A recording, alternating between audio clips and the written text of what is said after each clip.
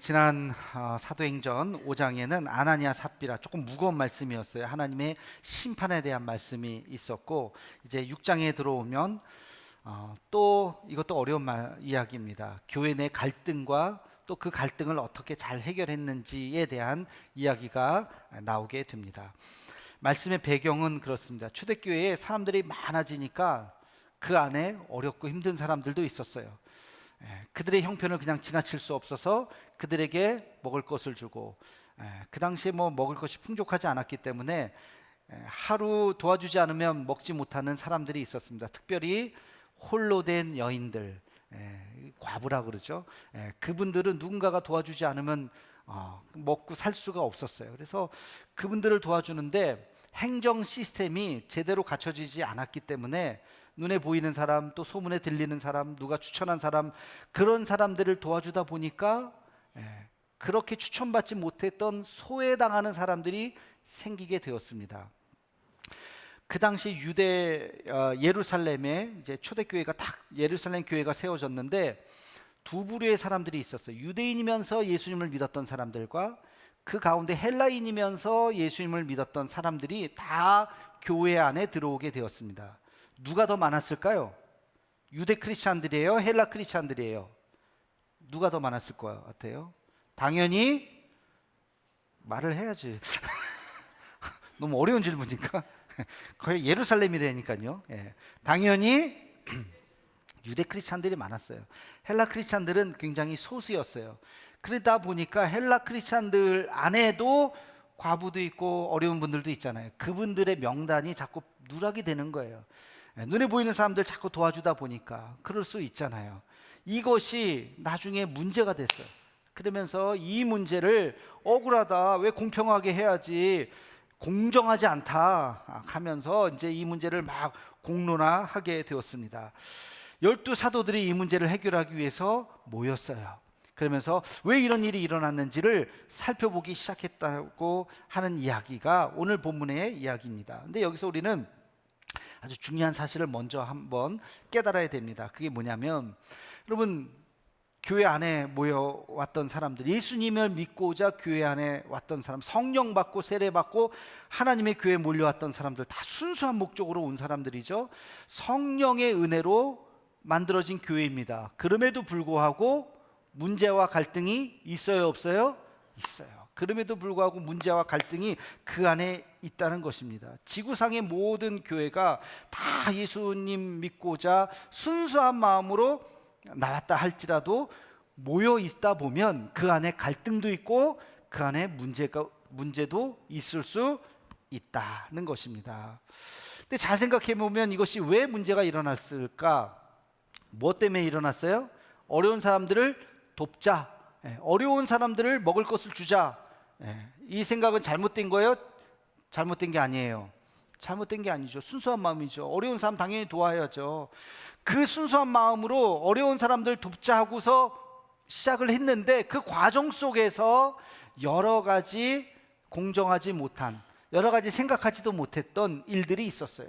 사도들이 일부러 배제했겠습니까? 헬라파 유대인들을? 안 그랬을 거예요. 눈에 보이는 사람 매일매일 하다 보니까, 정신없이 하다 보니까 그 명단이 온전치 않았던 거죠. 명단을 또 확인하고 혹시 빠진 사람은 없나 했어야 되는데 그 일만 하는 게 아니잖아요. 사도들이 다른 일도 해야 되고 여러 가지 붙잡혀간 사람들 또 변호도 해야 되고 끌고 나와야 되고 해야 될 일이 많은데 이 일까지 매일매일 하다 보니까 문제가 생길 수 있다는 것입니다. 여러분, 아무 일도 하지 않으면 아무 일도 일어나지 않아요. 그러나 교회가 뭔가 앞으로 나아가려고 한 걸음 더 하려고 일을 시작하다 보면 생각하지도 못했던 일들이 발생할 수 있다는 것입니다. 이게 갈등이에요. 그러니까 여러분, 이 갈등을 조금 긍정적인 측면에서 생각해 보면 갈등이 있다고 하는 것은 뭔가 일을 한다는 거예요. 아무 갈등이 없다, 좋은 것 같지만 아무 일도 하지 않는 거예요. 그러면 아무 일 갈등이 없어요.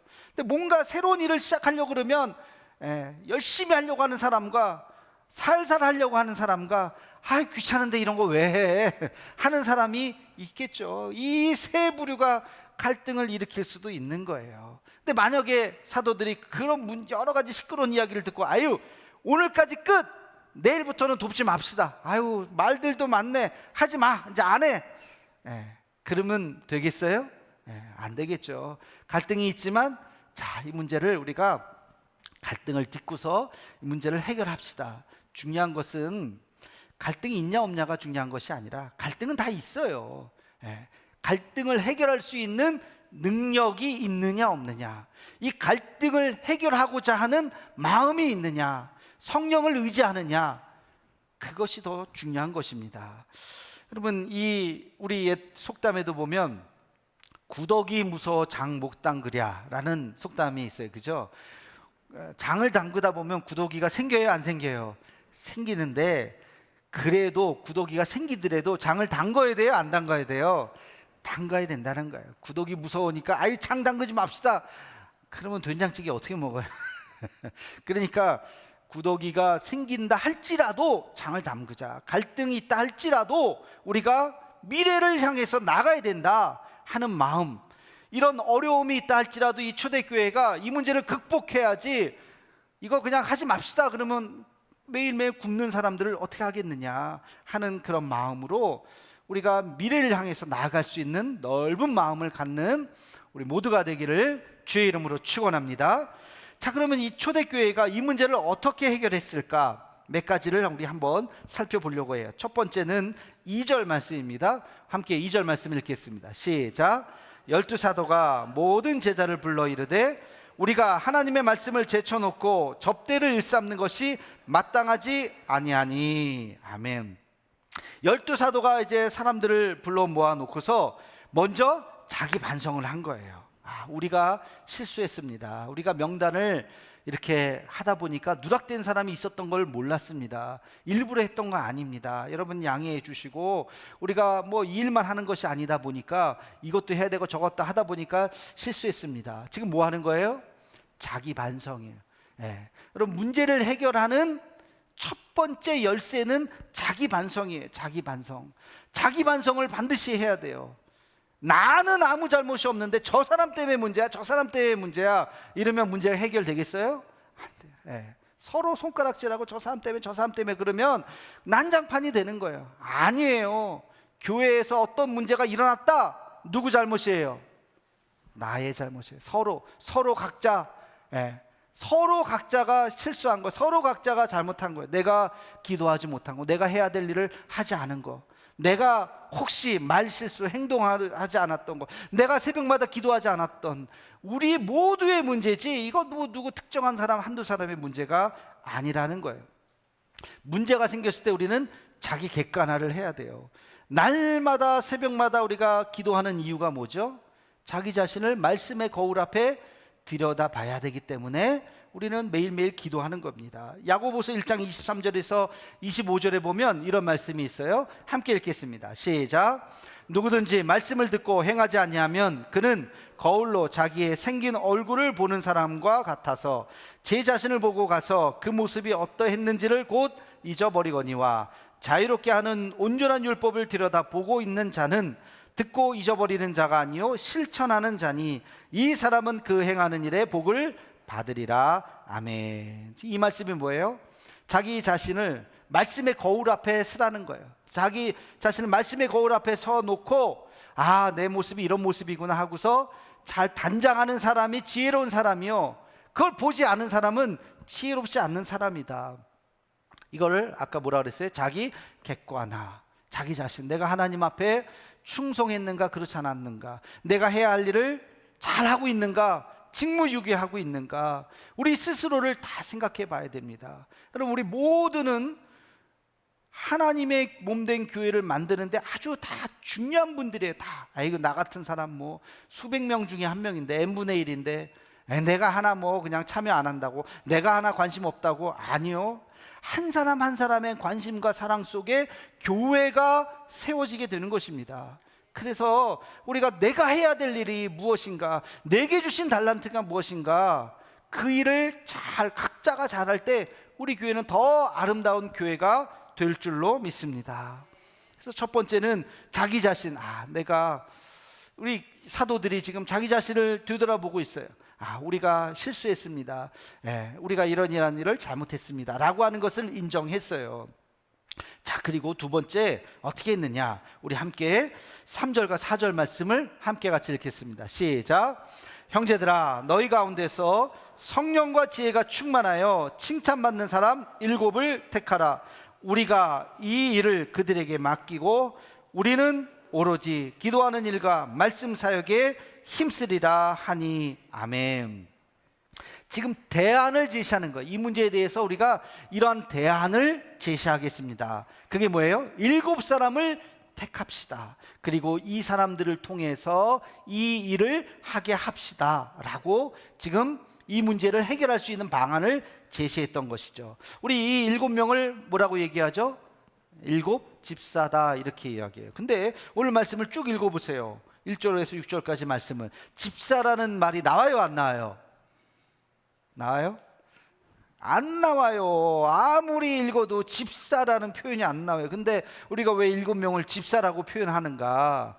이거 헬라어 원어로 우리가 이해를 해야 되는 겁니다. 2절에 보면 그런 말씀이 있어요. 하나님의 말씀을 제쳐놓고 접대를 하는 것이 마땅하지 아니한다. 그러니까 이 사람들은 접대를 하는 사람들을 우리가 이렇게 7명을 새로 따로 세웁시다.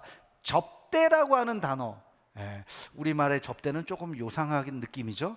왠지 접대하는 좀 표현이 좀 그런데 그게 아니라 사전적인 의미에서의 접대는 섬김이죠. 접대한다는 거는 잘 옆에서 도와 서빙을 하는 사람들이에요. 서빙이라는 단어도 그것도 섬김이에요. 굉장히 좋은 단어예요, 사실은. 그래서 이 접대라는 단어가 이 섬김이라고 하는 단어인데 이게 디아코네오라는 단어입니다. 그러니까 접대하는 사람을 세우자. 접대하는 사람이라는 게 디아코노스예요. 이 디아코노스를 번역하면 집사인 거예요, 이게. 그러니까 우리말에 집사라고 하는 단어가 나오진 않지만 디아코노스를 세웁시다, 접대하는 사람을 세웁시다 라고 하는 단어가 나오는 거예요. 그래서 여기서 우리가 이 7명을 7집사다 라고 우리가 표현을 하게 되는 것이죠. 그러니까 7명이 집사라고 말해도 틀린 말이 아닌 거예요. 접대하는 사람들 7명을 우리 디아코노스를 뽑읍시다. 이 디아코노스가 하는 일이 뭐라고요? 섬김과 돌봄과 봉사의 일, 특별히 가난한 사람을 구제하는 일, 명단을 수집하고 체크하고 매일매일, 이거 뭐 일주일에 한 번 하는 게 아니잖아요. 매일매일 그들에게 양식을 골고루 잘 나눠주고 하는 그 일, 굉장히 치밀하고 복잡한 일들이겠죠. 그 일을 잘할 사람을 7명을 뽑읍시다. 이 집사를 뽑자라고 하는 이야기입니다.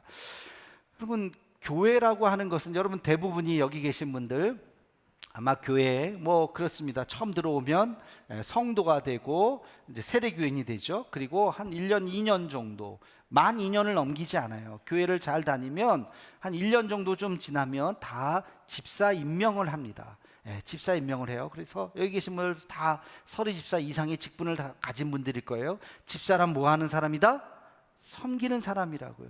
이제는 내가 우리 교회에 부족한 게 무엇인가를 스스로 보면서 내가 이 일을 해야지, 이 일을 해야지 하면서 다 접대하는 거예요. 우리가 다 스스로 교회를 세워 나가는 사람들이에요. 제가 어느 교회 이야기 들으면서 굉장히 감동받은 게 한 가지 있습니다. 그게 뭐냐면 교회 강단 장식팀이에요. 사진 한번 보여주세요. 이 교회가 이 강단이 뭐예요? 이렇게 돼 있죠. 우리는 그냥 현수막 하나 걸어놓고 몇 달을 합니다. 이거 8월까지 걸 거예요, 우리는. 근데 이 교회는 저 보세요. 다시 앞에. 저렇게 교회 뒤에 강단에 저거 뭐 현수막인가? 아니에요. 그 다음 사진 쭉 한번 넘겨주시면 저거를 다 하나하나 만든 거예요. 어느 날은 저렇게 불도 만들고 저렇게 다 저희 실제 꽃입니다. 실제 꽃을 가지고 저렇게 종이를 다 접어가지고 계속 보여주세요. 저렇게 하나하나 토요일마다 모여갖고 저거를요 한 달에 한 번씩 하는 게 아니고요 매주 해요. 매주 강단장식 팀이 있어서 토요일 날 모여가지고 저게 절기마다 저렇게, 저 보라색은 뭐예요? 사순절이죠. 사순절 때 저렇게 예수님의 얼굴을 저렇게 뭘 하나를 저 대단한 저 천 갖고 저렇게 매주 저거를 바꿔요. 저 얘기를 제가 한 8년 전에 이야기를 들었는데 지금 안 하겠지 하고 이야기했더니 지금까지도 한다는 거예요. 사람들이 더 많아졌대요. 3.1절에는 저렇게 저거를 저렇게 강단 뒤에 장식을 매주 저렇게 바뀌는 거예요. 계속 넘겨주세요. 저렇게 뭐 성탄절엔 또 저렇게 하고 뭐 불도 들어왔다가 저거 다 잠깐 스톱. 아까 이거는요 저기 뭐죠? 뭐 보석 같은 거 있잖아요. 뭐 실제로 아주 비싼 건 아니겠지만 저런 걸 하나하나 다 박아 놓은 거예요. 저게 글씨인 거예요. 그 다음 보여주세요. 저건 집 하나하나를 다 아기 예수님 탄생하는 거를 하려고 성탄절에 저렇게 아기 예수님을 만들고 저렇게 불을 저렇게 다 뭐 베들레헴을 상징하는 뭐 더 많습니다. 제가 저 목사님에게 어떻게 이렇게 해요? 그러니까 목사님도 말렸대. 아유 이렇게 뭐 안 해도 된다고 한 달에 한 번 해야 된. 근데도 모여서 이렇게 열심히 한다는 거예요. 어떤 한 달란트가 있는 분이 한두 사람을 데리고 하기 시작했는데 지금 토요일 날 모여갖고 빠르면 1시간 만에 끝나고 보통 3시간에서 4시간 정도 목공하는 사람도 있고요.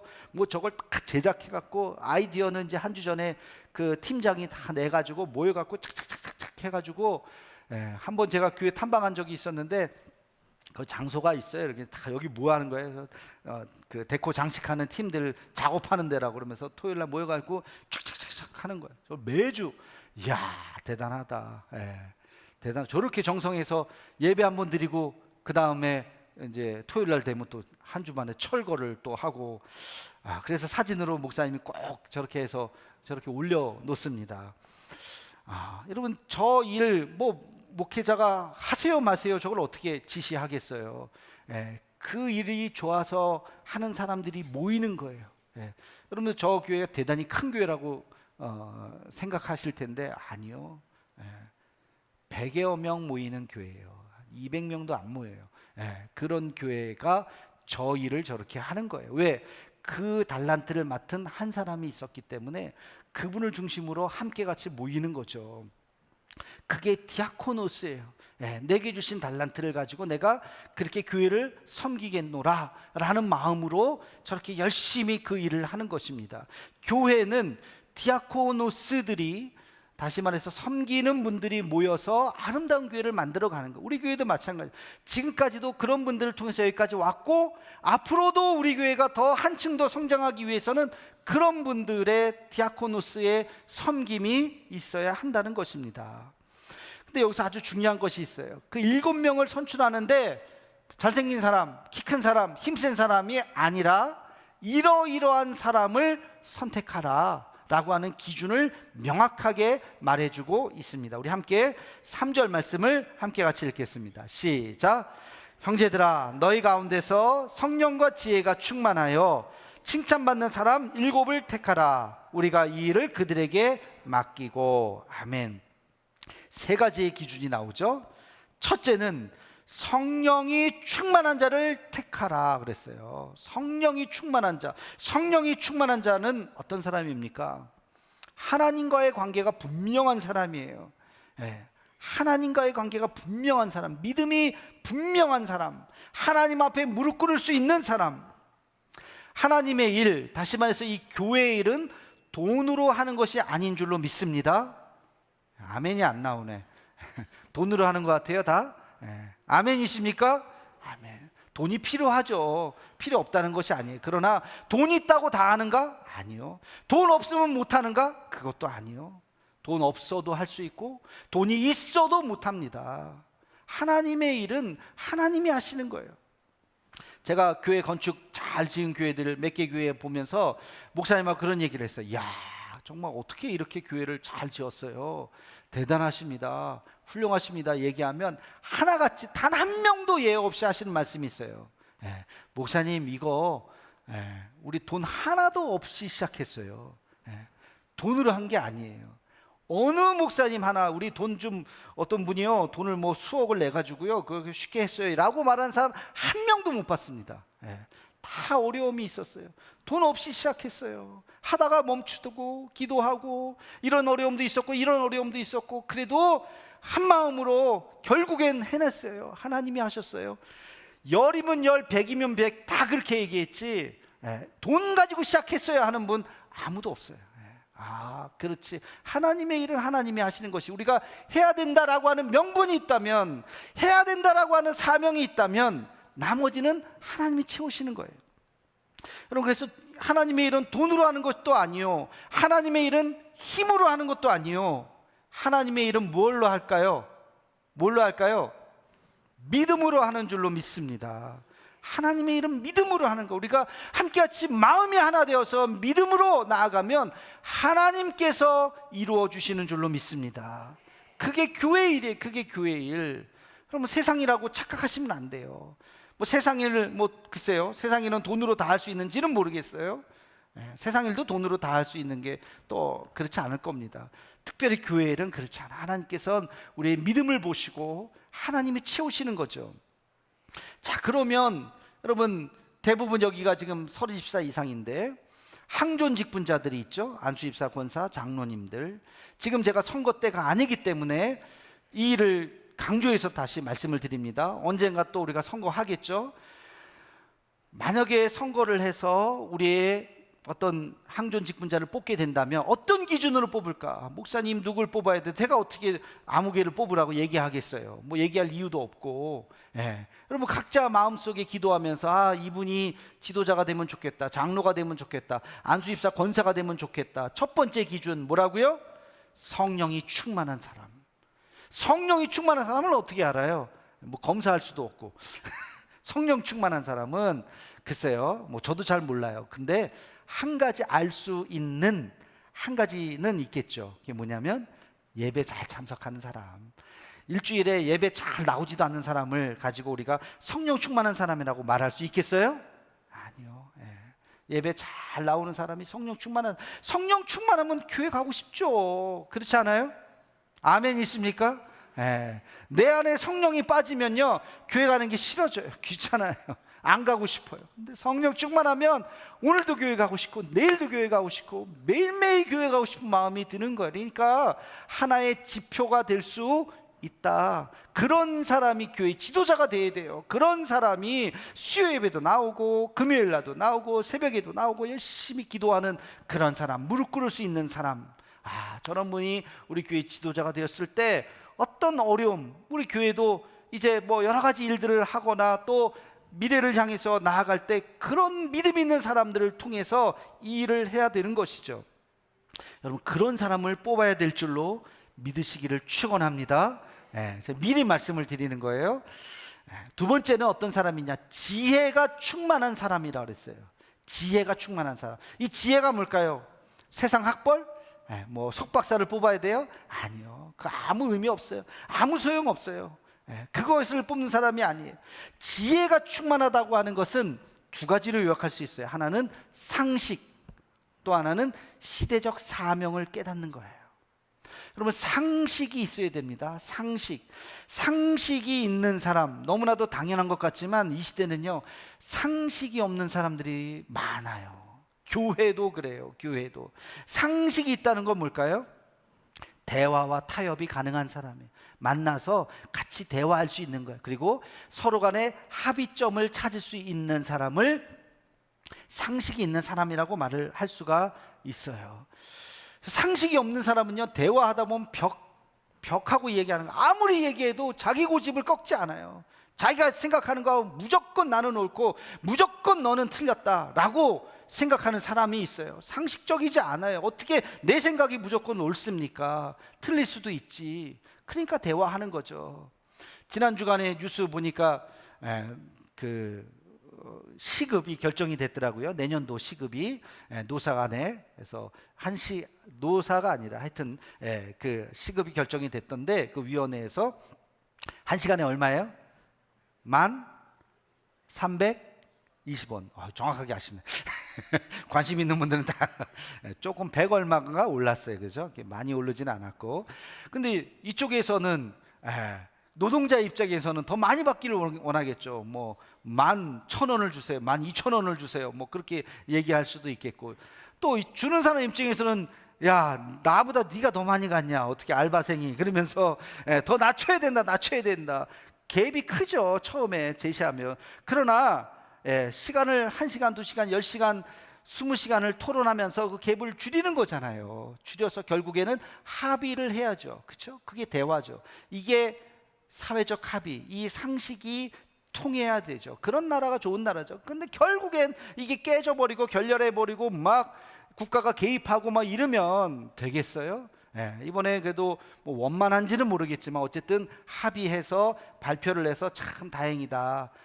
제가 그 뉴스를 봤습니다. 여러분, 이게 상식이라는 거예요. 서로 간에 우리가 대화를 해야 돼요. 대화를 하면서 합의점을 찾아가야 돼요. 하물며 교회에서 하는 일은 하나님의 영광을 위해서 하는 일인데 왜 내가 고집을 세웁니까? 모두가 다 한 마음이 될 수 있는 그 합의점, 그 지점을 우리가 함께 찾아 나갈 수 있는 사람, 그게 지혜라는 거예요.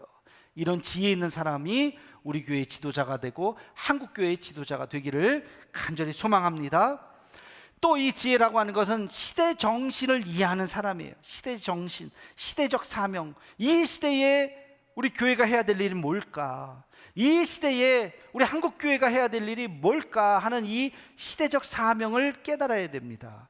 우리나라를 한번 보세요. 1950년대에 전쟁이 일어났잖아요.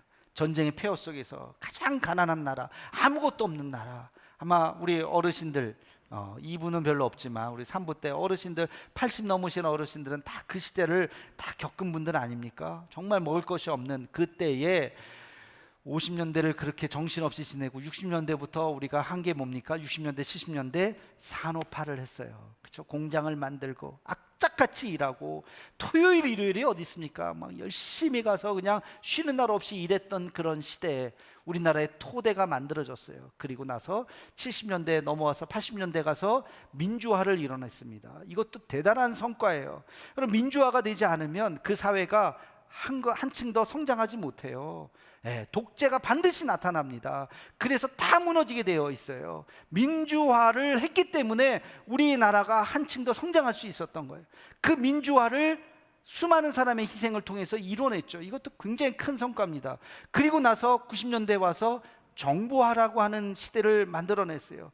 지금 스마트폰 보급률 전 세계 1위예요. 이렇게 스마트폰 빵빵 데이터 터지는 나라 전 세계 가보세요. 없어요. 우리나라가 대단히 앞서간 그 시대에 초석을 다졌기 때문에 그렇습니다. 그리고 지금은 명실상부하게 문화강국이 됐어요. 그죠? K컬처가 지금 전 세계를 뒤덮고 있어요.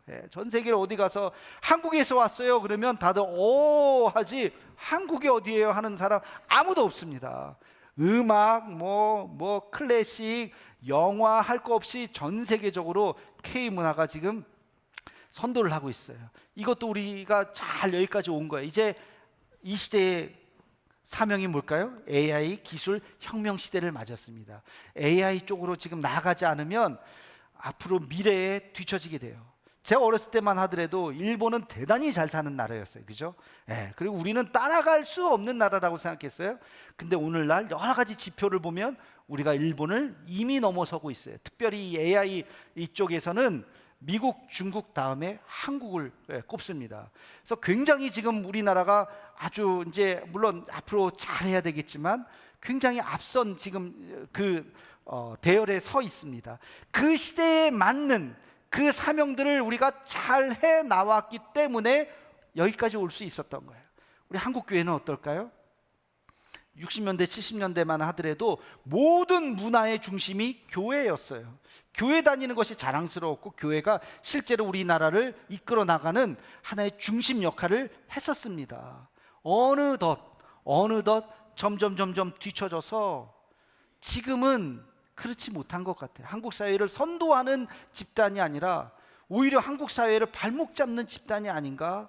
우리 스스로도 참 안타깝게 그런 생각이 들기도 해요. 이 시대적 사명이 뭔가? 우리가 이 시대의 요구에 부합하고 있는가?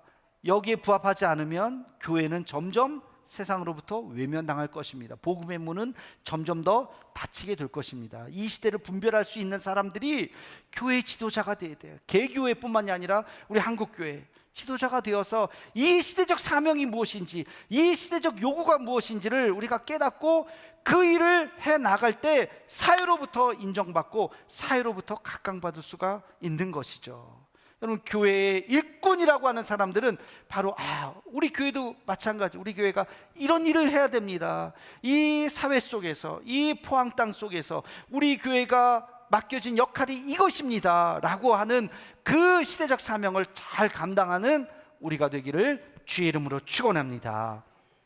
마지막으로 하나님이 뽑으라고 하는 그 선택의 기준은 칭찬받는 사람을 택하라 그랬어요. 칭찬받는 사람.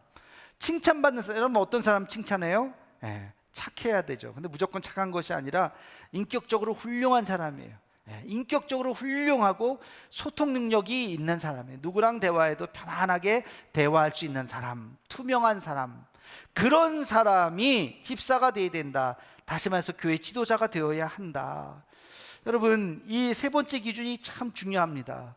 칭찬받는 사람이 되어야 돼요. 서로 인정하는 사람이 교회 지도자가 되어야 됩니다. 그래서 오늘 말씀에 보면 이 성령과 지혜가 충만하고 칭찬받는 사람 중에서 7명을 선택해서 그들을 교회 지도자가 되게 하라 라고 하는 이 말씀, 여러분, 이 말씀은 초대교회에 일어났던 한 사건의 이야기이지만 오늘날 우리에게 아주 중요한 말씀인 것입니다. 여전히 우리 현실 교회는 크고 작은 일들이, 갈등들이, 문제들이 있을 수 있지요. 이 문제를 냉정하게 바라보고 각자가 자기 반성을 하고 내가 이런 것이 부족했구나, 각자가 자기 반성을 한 다음에 새로운 하나의 대안을 제시하고 미래를 향해서 어떤 기구를 만들고 새로운 대안을 제시하고 그리고 거기에 맞는 훌륭한 일꾼을 세워야 됩니다. 그 일꾼들을 통해서 정직하고 진실한 하나님을 사랑하는 그 사람을 통해서 하나님께서는 일하실 줄로 믿습니다. 오늘 이 초대교회의 이 일을 우리가 잘 기억하고 우리 교회도 한 걸음 더 미래를 향해서 나아갈 때 이 시대적 사명이 무엇인가, 그 일을 위해서 우리 모두가 쓰임받기를 간절히 주의 이름으로 축원합니다. 기도하겠습니다. 사랑의 주님, 교회 안에는 언제나 크고 작은 갈등과 문제들이 있지만 하나님께서 성령과 지혜가 충만한 칭찬받는 일꾼들을 통해서 이 문제를 해결하라 말씀하십니다. 하나님, 우리가 이 문제를 잘 기억하고 하나님 말씀대로 우리 교회의 영적 지도자들이 훌륭한 하나님의 사람이 되어서 우리 교회가 이 지역사회에서 칭송받을 뿐만 아니라 포항 땅을 또 우리 한국 교회를 선도해 나갈 수 있는 교회가 되게 해 주옵소서. 예수님의 이름으로 기도하옵나이다. 아멘.